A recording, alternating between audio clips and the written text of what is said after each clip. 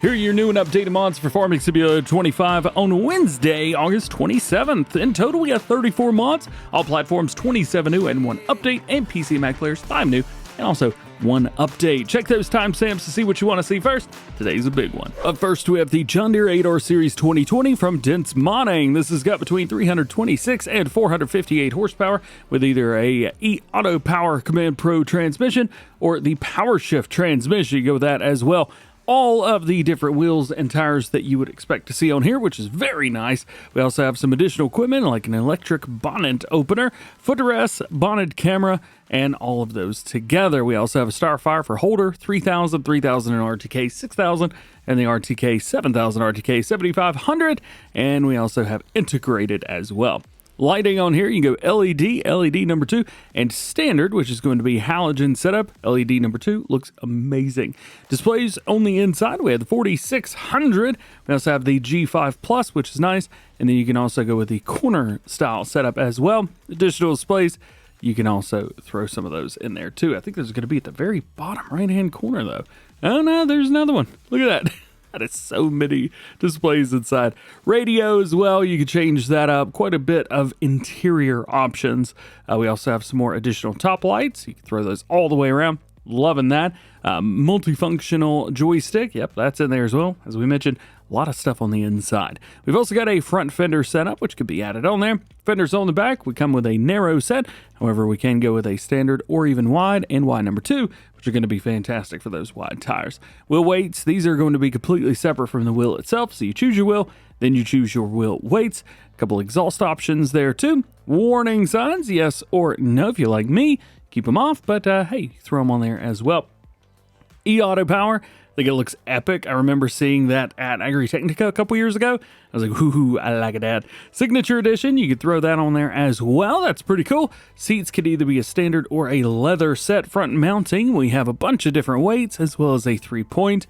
And then we have capacity with or without AdBlue. Quite a few special things about this machine. It's got custom sounds, it's also got IC, and it is precision farming ready. As far as animations go, we are able to move our guy left and right, so that is nice. Plus, we can move up and down the front axle. Next up, we have the International Farmall 1066. Now, this is showing as the Hydro version here. However, the name is not Hydro. We do have power between 140 and 155 horsepower. A couple different wheel brands to choose from between Midas and BKT, but what you see is what you get. Front weights can be added on as well, and they are IH branded. Very nice to see that. And then we've got colors for the main, that cream design, exhaust, interior rims color, exterior rims as well. So you can see like in here, we've got that. So like a cream color on the inside of the rim there, but the rim color itself on the outside, we could change that up. Front rims are going to be identical through there. It is an amazing machine. However, it is important to note that there are no animations. I mean, obviously things move around and that kind of thing, but you cannot control any animations on it. Here's a neat one from Szpakowo with the Fendt MT900 and Challenger MT700. Funny enough, the MT700 is one of my favorite tractors of all time. Absolutely love this thing. So it is great to see both of these back. Now, we will show off briefly some specs. We have between 380 and 431 horsepower, 3-meter and broad tracks, as well as your standards, US or EU setups. We have beacon options for left, right, both or neither. Window tinting from 25, 50, 75, and 100%. And we have color options for all kinds of stuff. You got rim colors in there, the small bit of the rim, crawler tracks even. So if you wanted to go with that, I don't know who will, but you can if you want to. But again, my favorite.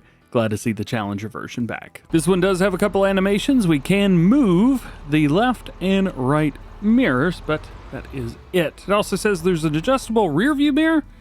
However, I'm not getting the button for that. These are also fast as well. I'm pretty sure they didn't go 31 miles an hour in previous games, but they do now. Next one on the list is a modded Fendt Vario. This is the 1067 with 673 horsepower.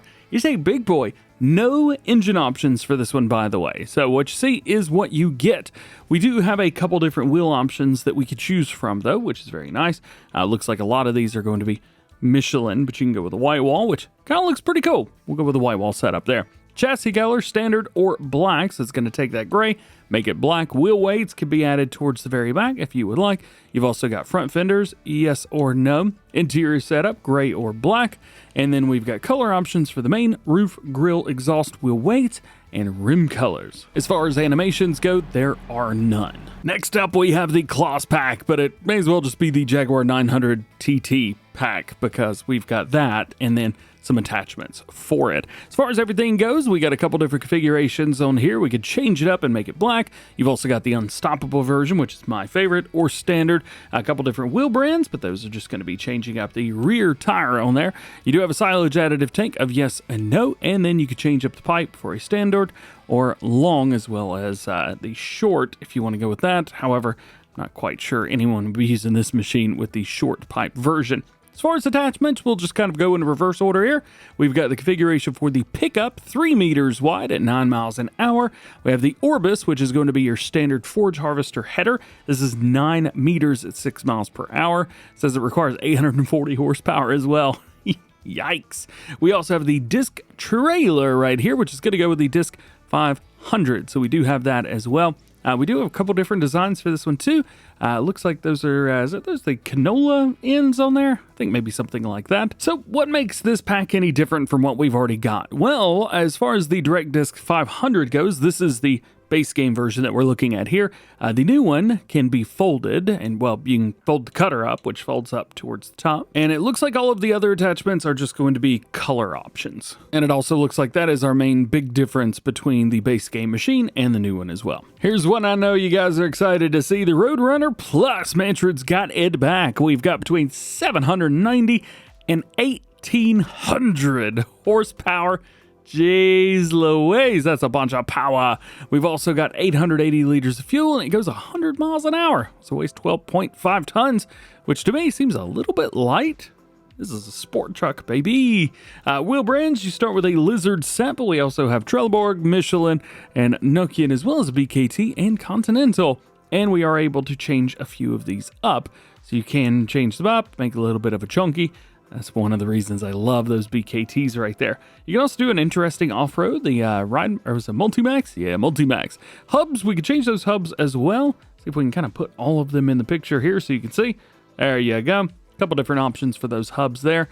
8 of them, as a matter of fact. We also have a couple different versions for your fenders in the back, long, covered, and half, as well as none. Front spotlights, if we spin it back around, we've got the ones on the top, which are large or small, and then you can actually put them on the front of the truck or just go with none of them altogether. So it does look like they're free though, so that's pretty cool. Also, you can make them invisible, so they're not there, but they're there. Rear spotlights, we spin this around. We also have the ones on the top, which are large, small, invisible, and there. So you're not going to be taking these away, but it is nice to have them. There's a bunch more options. We're not going to go over everything, but we do have a bull bar, headlight styles, exhaust effects, which is kind of cool. So you can actually do like what type of smoke comes out of it. That's kind of neat. You also have decals, which are going to be just the Roadrunner birds on there. So that's cool. Attachments. Yeah, we've got regular attachments. You can throw a trailer hitch on there as well as a 3-point on the front. It's pretty cool. Different beacons, beacon sizes, and then we've got colors for main, chrome trim, fender, bumper and grill, exhaust pipes, exhaust caps, bull bar, Roadrunner decal, wheel hubs, hub centers, wheel bolts, inner rims, and outer rims. Woo! Ran out of breath. As far as animations go on here, we've got engine brakes, which can be turned off. We can turn on the cabin light inside, which is very cool. Then we have left window, right window, seat height, seat position, and then we have fifth wheel position as well. There's also a steering mode, so you could go with a rear wheel steering, which allows you to make real tight corners or not. You can kind of see there's a really big difference there. I mean, the truck just turned around on its own. It's on the circle. That's so wild. Definitely go with the all-wheel steering on this thing. Oh, I forgot Farm Sim steering sucks when you're going fast, so it takes forever to go back. Oof. Last new vehicle today for all platforms is going to be the Komatsu 931 pack from HR Force. This is very, very cool. We have the 6-wheel and the 8-wheel versions, and options are going to be pretty much identical across the board here. 251 horsepower, variable transmission, 405 liters fuel, goes 12 miles an hour, and at least the 8-wheel version right here weighs 24.9 tons. And it looks like we're dropping the weight a little bit down to 23.6 for the 6-wheel. Now, this will also harvest up to 75 centimeter trees, so that could be extremely beneficial to you guys. Of course, we're going to have all of the normal tires we normally would. That's pretty cool. We also have window tinting, hood protection, cabin lights, position lights, road equipment, which is kind of neat. That's a new bit there. We also have the arm extension, whether that be single or double, so you can actually extend way further out. Chainsaw holder, always good to have that. And then colors for all the stuff. I will say that this right here, so whenever we got our expansion, the year 1 expansion back in FS22, yes, Silver Run, this is the machine that I use to learn how to do logging and run the machines and stuff. So if you want to check out some of the best stuff out there, definitely give this mod pack a try. Now we make our way into equipment, and we got something very, very cool. This is the Tree Be Gone, also from Manshred. Good to see them releasing a couple mods today.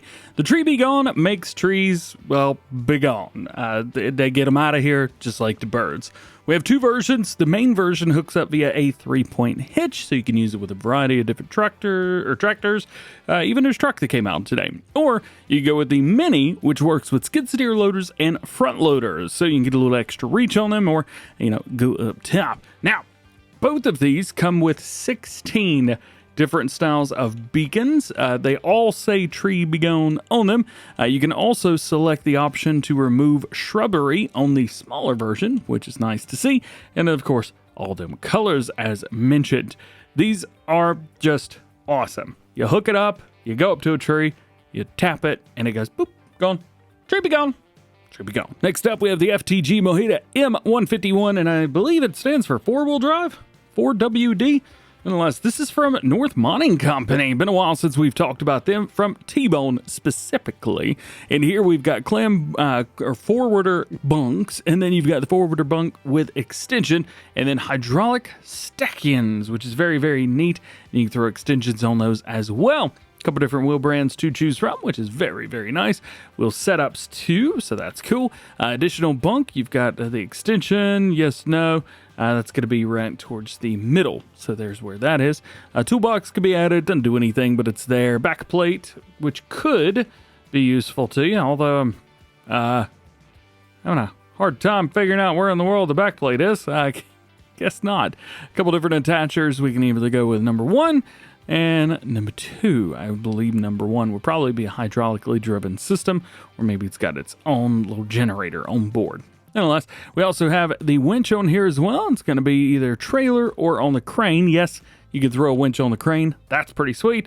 And, well, that is it. Next one's the John Deere FD55 Fellerbuncher head. This is a Fellerbuncher head, which will hold 4 trees, and it hooks up to an excavator. Now, we do know the Kenny 456 is working on some John Deere excavators, which I believe will be the first ones in the game, which will be very, very cool, because you'll finally be able to use the John Deere excavators with this. This is from HR Force. You use them all together. Ooh, where's the ow that hurts my eyes blue? Haha! Special blue number 2 metallic. Let's go! Next on our list, we have the CLAAS Carat 180 TD. Now, the one that we have in the base game, or as a mod, I guess, not really base game, this one is the 140. So it's kind of a similar setup, to be honest.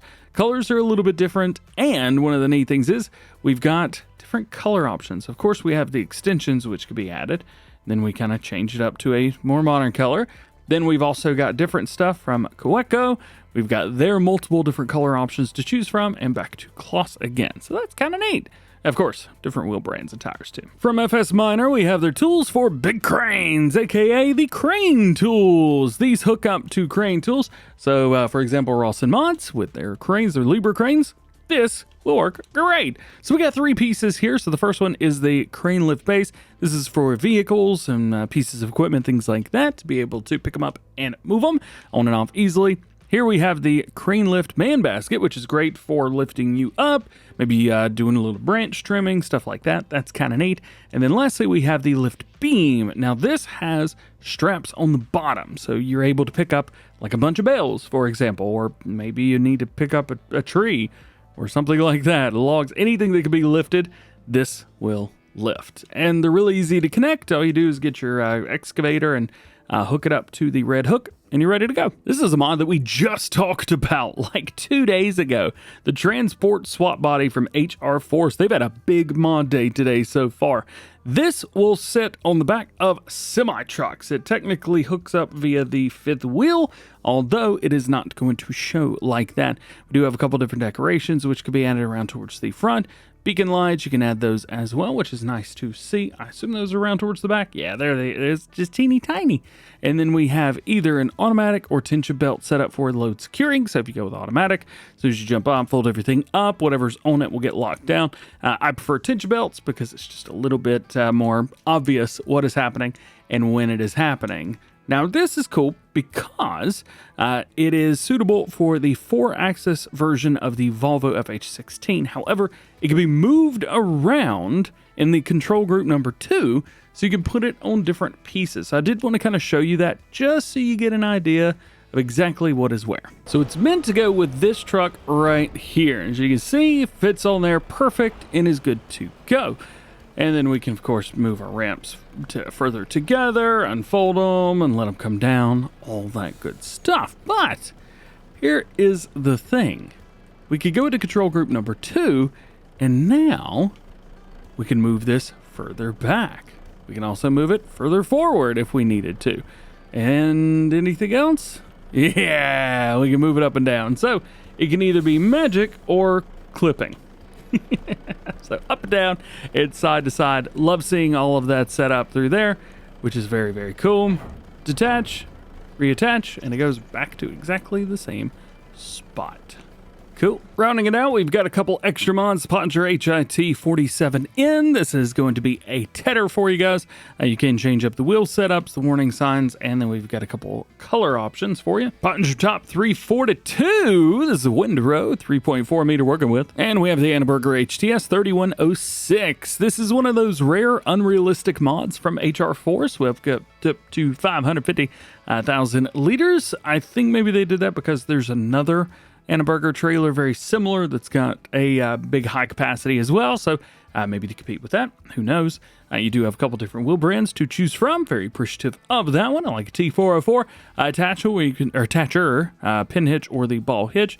Cover is yes or no. Beacon light options, those are usually around towards the back, and that's where this one is as well. Plus, we have multiple colors. And we've got some placeables as well. The fertilizer production pack. This has 4 small farm productions where you can make fertilizer. You've got 4 large productions where you can make fertilizer, and you can also store it and sell it. We have 4 products: ammonia, phosphoric acid, urea, and potassium chloride, and 2 trailers with a small 1,000 liter trailer and a 50,000 liter semi-trailer. Got a couple US pigsties. These will hold either 80 or 60 pigs each. Medium bunker silo to make some silage. Pioneer silo, which holds 600,000 liters. Pallet warehouse to hold up to 140 pallets. Large U-shaped garage where you can store vehicles. The old machinery storage, nice big open area. Next up, the village pack. This has a hay silo, a grass dryer, a milk ramp, not quite sure what that is, and then a field barn for loose hay and shelter for vehicles. You also got the train loading ramp. This is from FTG Modding in Tasman.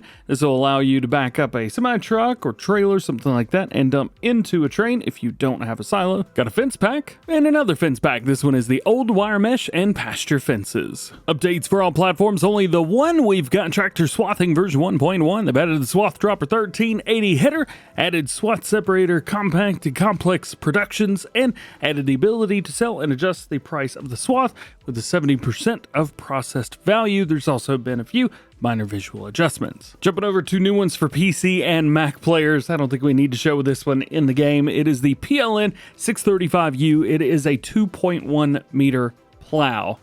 Ah, yeah. We've also got the Arden BB2VBH 2200. This is an excavator attachment where you can, well, pick up beets with it, 2,600 liters. Also have realistic mulching. This removes the need to actually mulch after every single harvest. So crops like wheat, barley, oats, soybeans, grass, carrots, beets, parsnips, sugar beets, potatoes, spinach, green beans, peas, and oilseed radish, aka cover crop, these do not need to be mulched. However, you will still need to mulch canola, corn, sunflowers, sorghum, cotton, sugarcane, rice, and long grain rice in order to get the full amount for your yield bonus. We've also got additional contracts. They say this creates general purpose orders across various areas and industries. For example, chaff and forage, mulching, rolling, and more. However, it is only showing chaff and forage, mulching, and rolling in the screenshots. And lastly, we have the fill type extender. The mod increases the maximum number of allowed fill types from 255 up to 511,